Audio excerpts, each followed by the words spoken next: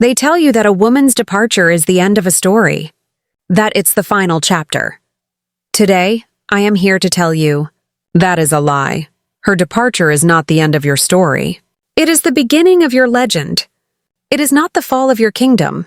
It is the necessary demolition of a false throne you built upon her approval. The earthquake that shook your foundations didn't come to destroy you. It came to show you that you built your home on borrowed land. And so the real question isn't, how do I get her back? The real question is, when the old kingdom has turned to ash, what kind of king will rise from it? This journey is not about winning her back. It is about winning yourself back. The silence after she leaves. It has a weight to it, doesn't it? It's not just the absence of sound. It's a presence, a deafening roar in your soul. Every corner of your home that once echoed with her laughter now screams with emptiness. Your phone, silent on the table, becomes a monument to your waiting. You pick it up, your thumb hovering over her name, a war raging in your chest between hope and dignity. This is the first stage, the shattering, and most men get stuck here. They see this emptiness as a curse. They try to fill it at any cost, with desperate calls, long-winded texts, with begging for another chance. They hurl the broken pieces of their heart into the abyss, hoping she will catch them. But what if I told you this emptiness is not your enemy? What if I told you it is a sacred gift? Imagine a master sculptor given a perfect block of marble. Before he can create a masterpiece, what must he do? He must chip away. He must remove what is unnecessary. He must embrace the void. Her departure is the chisel. It has stripped away everything that was not purely you.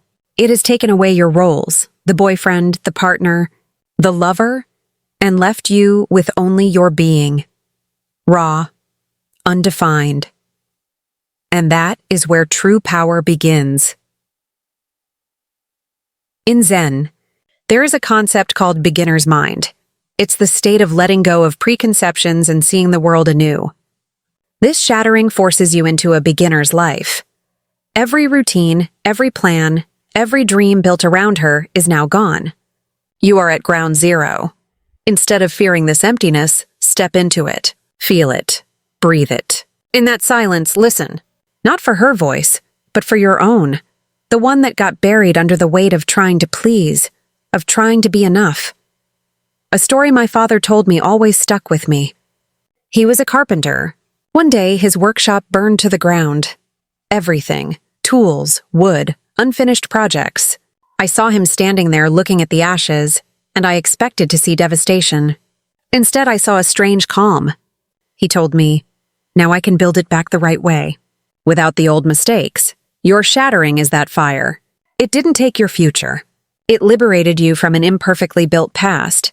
So, your exercise today is not one of action, but of stillness. Tonight, find a quiet place. Turn off every device. And just sit with the emptiness for 10 minutes. Don't try to fix it. Don't try to analyze it. Just observe it, like you'd watch a storm from a safe shelter. Notice how it feels in your body. Just allow it to be, and ask yourself this question. If this emptiness is not a hole to fall into, but a canvas to paint on, where would I make my first brushstroke? The silence you fear holds the answers to everything that comes next. And it begins by realizing that chasing her will only keep you running in circles through the ashes of the old kingdom. To rebuild, you must first be still. There is an immutable law in nature. You cannot chase a butterfly. The more you run after it, the more erratically it flies, just beyond your grasp. But if you stand still, if you invest your time and energy into cultivating a beautiful garden, the butterfly will come, and not just one, but many. The chase after she leaves is the human equivalent of hunting a butterfly. It stems from a profound misunderstanding of energy and attraction. When you chase, you are emitting a frequency of lack. You are screaming into the universe, "I am not whole without her. My happiness is out there, in her hands, and I must capture it." This energy, my friend, is repellent. It doesn't just push her further away. It repels your own self-respect, your peace, and the man you were meant to become. The psychologist Carl Jung spoke of the shadow, the parts of ourselves we deny. The desperation of the chase is your shadow screaming for attention. It's the inner child who is terrified of abandonment. It's the ego that is terrified of being seen as not good enough. And when you act from that shadow, you are no longer a sovereign man, but a collection of reactive fears. She doesn't feel your love in the chase. She feels the burden of your neediness. She feels that you are trying to use her as a drug to medicate your own wounds. And no woman wants to be a man's medicine. She wants to be a king's partner. So, how do you stop chasing?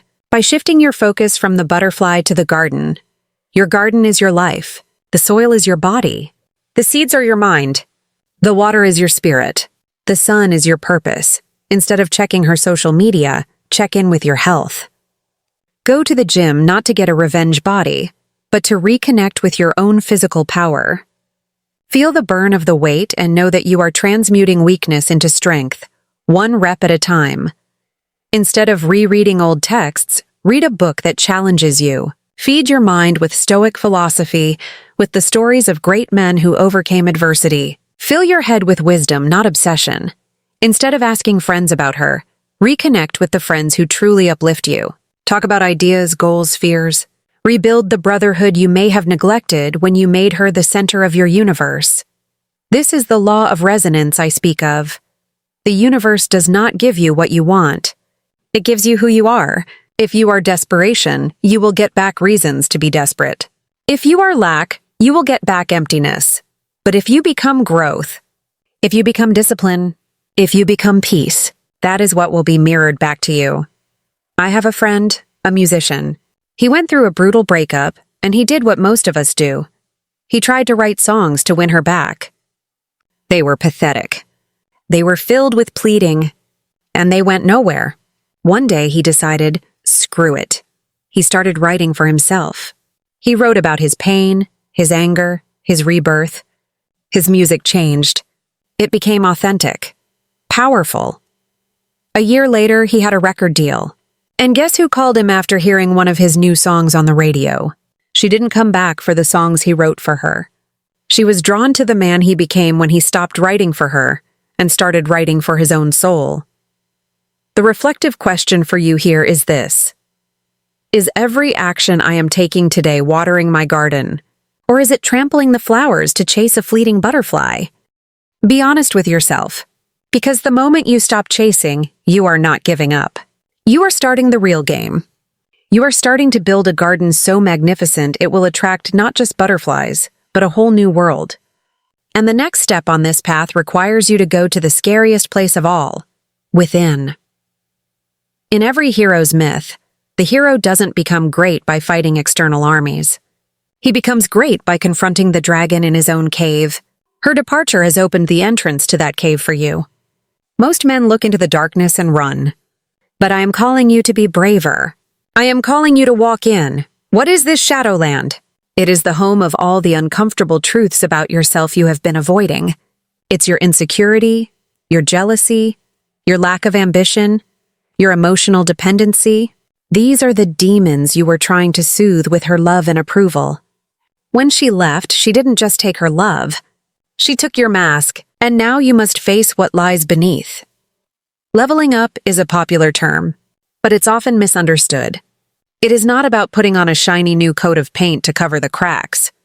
It's not about posting gym pictures in the hope she'll see them. It is an archaeological dig. It is about digging into the rubble of your old self and finding out why the walls collapsed in the first place. Why did you need her reassurance so badly? Where does that insecurity come from? Does it stem from your childhood? From a father who never told you he was proud? Face it, why were you jealous? Was it because you truly didn't believe you were worthy of her?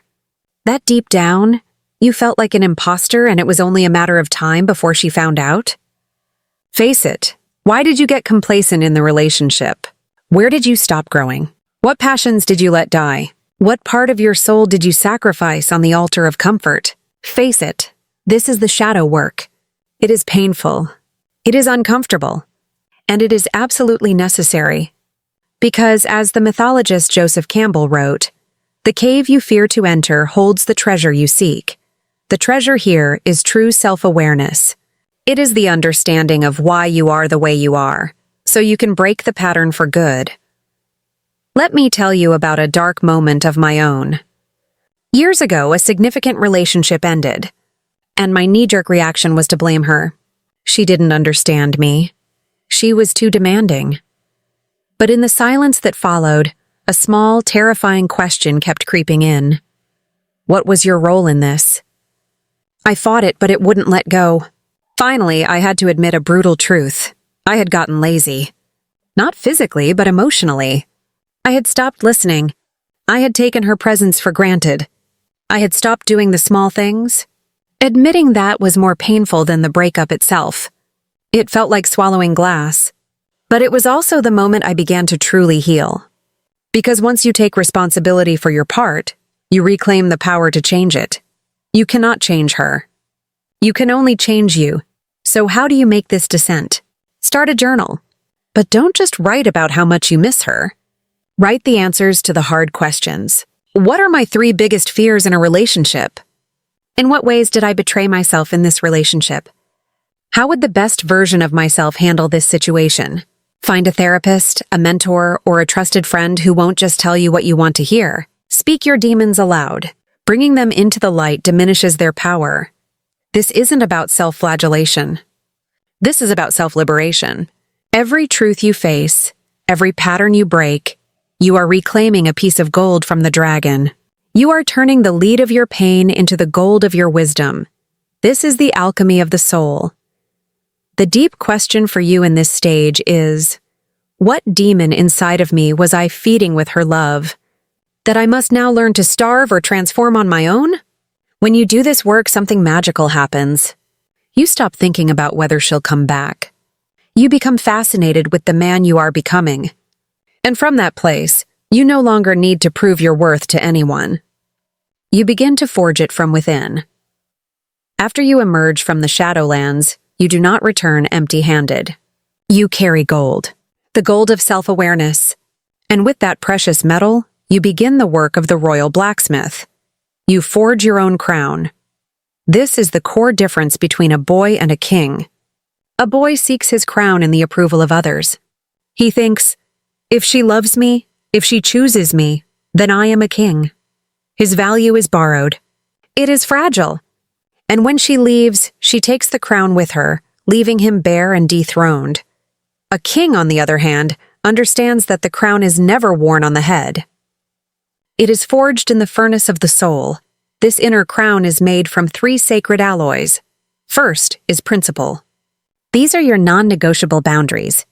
These are the promises you make to yourself in the quiet. When you say you will go to the gym, you go. When you say you will read instead of scroll, you do it.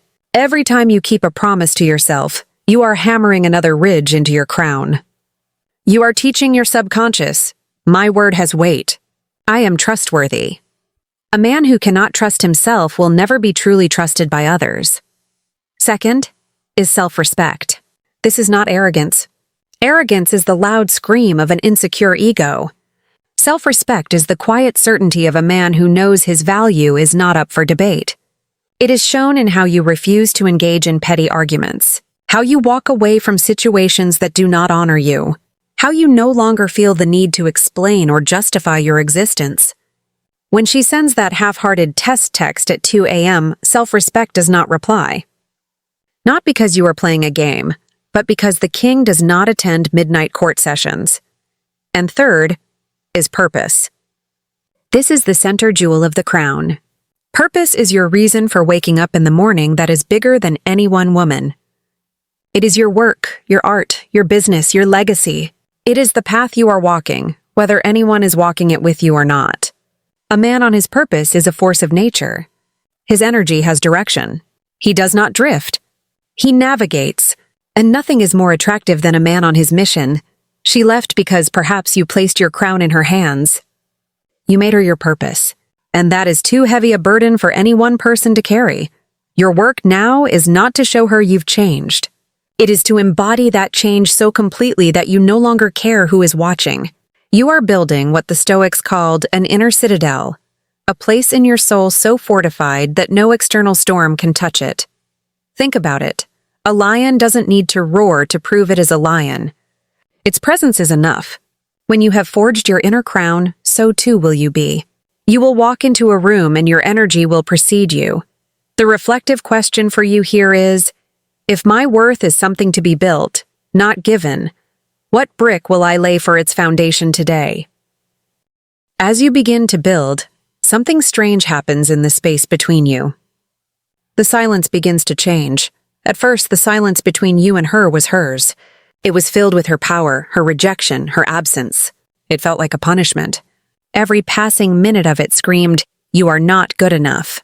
But as you do the inner work, as you tend your garden, face your shadows, and forge your crown, the very nature of that silence begins to transform. You begin to fill it with yourself.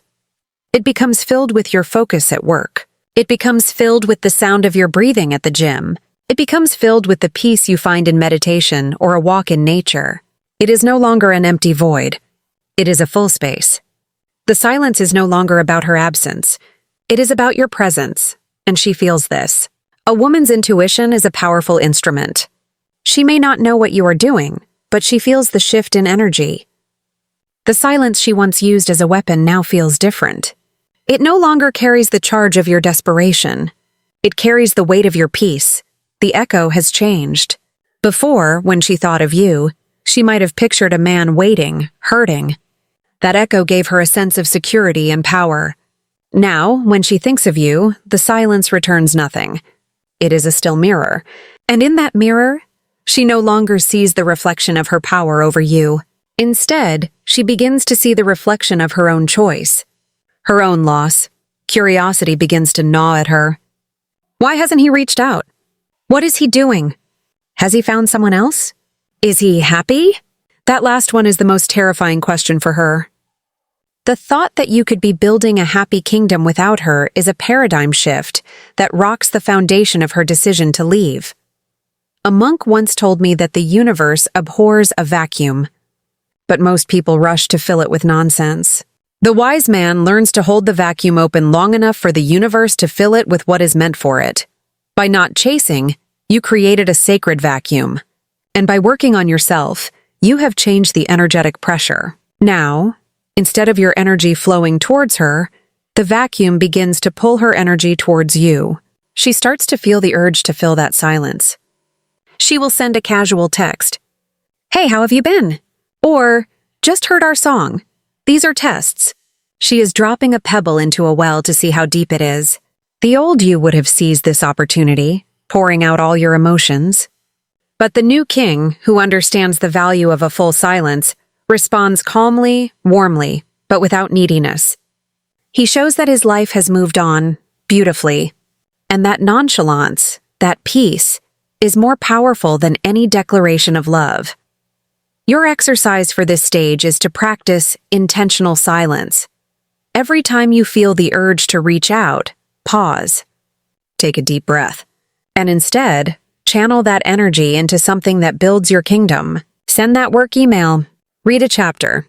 Take a 5-minute walk. Teach your brain a new pathway and ask yourself, what is my silence saying right now? Is it speaking of lack or is it speaking of wholeness? When your silence begins to speak of wholeness, you will no longer need to say a thing. You begin to radiate. Think of the solar system. The sun does not chase the planets. It does not beg Earth to stay in orbit. It does not worry where Mars is going. The sun simply is. It burns. It shines. It radiates energy and warmth from its own core. And it is the sheer gravity of its being, its presence, that naturally keeps everything revolving around it. The ultimate goal of this journey is not to become the man she wants. It is to become the sun in your own universe. Once you have faced your shadows and forged your crown, your focus shifts entirely. You are no longer fueled by her absence. You are fueled by the presence of your own purpose. You stop trying to draw energy from others and start generating your own. How do you radiate? By immersing yourself completely in your path. If you are an artist, create with an abandon you've never known. If you are an entrepreneur, build your business with relentless focus. If you are a father, be present with your children with your whole being.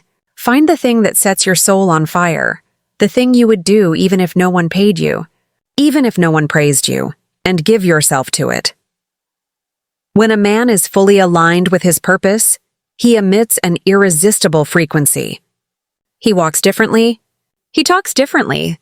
There is a light in his eyes. He is no longer looking for happiness.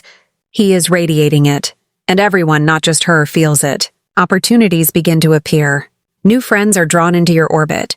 Other women begin to notice you, not because you are trying to attract them, but precisely because you are not. You are too busy shining. This is the pinnacle of attraction. It is not a technique. It is a state of being. When she sees or hears of you in this state, it will create a profound cognitive shock. The man she left was a planet, perhaps orbiting her. The man she sees now is a sun. He doesn't need her to be his center. He has become his own center.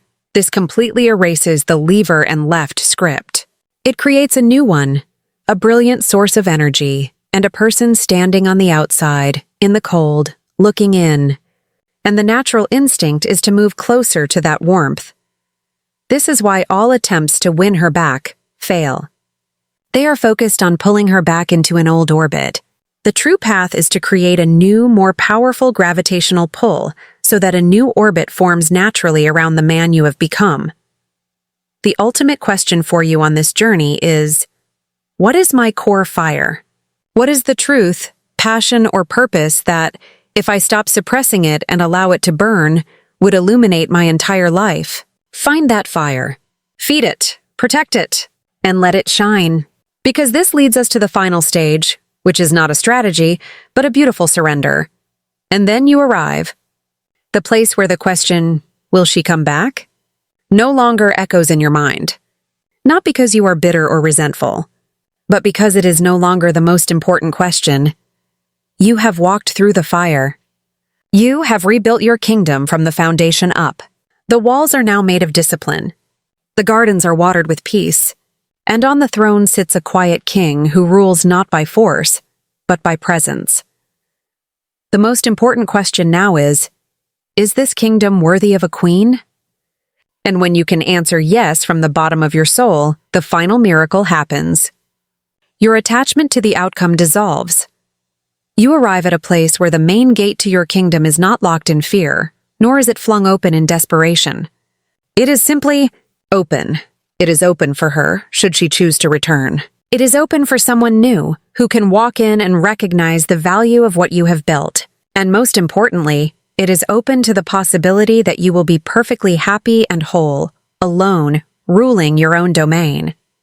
This is true freedom. It is when your happiness is no longer held hostage by the decisions of another.